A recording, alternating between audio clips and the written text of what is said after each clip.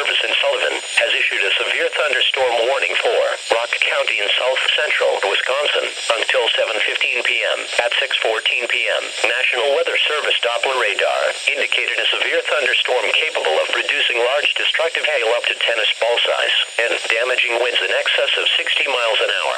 This storm was located near Footville, or 8 miles west of downtown Janesville, and moving east at 15 miles an hour.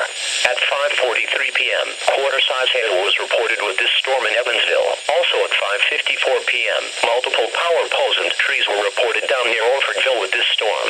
Locations impacted include downtown Janesville, Milton, Beloit, Janesville Airport, Clinton, Epton, Shopier, Tiffany, Emerald Grove, Johnstown Center, and Avalon.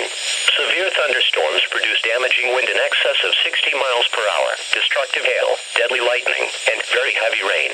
For your protection, move to an interior room on the lowest floor of your home or business. Heavy rains flood roads quickly, so do not drive into areas where water covers the road. Torrential rainfall is also occurring with this storm and may lead to flash flooding. Do not drive your vehicle through flooded roadways.